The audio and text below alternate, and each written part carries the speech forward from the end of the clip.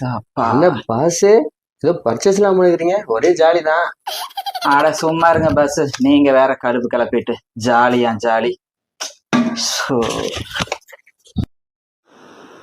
ஏன் பாஸ் ஏதோ ரொம்ப கடுப்புல இருக்கீங்க? அதை ஏன் பஸ் கேக்குறீங்க? எனக்கு வர்ற சம்பளத்துல குடும்பத்தை ஓட்டுறதே பெருங்கஷ்டமா இருக்குது.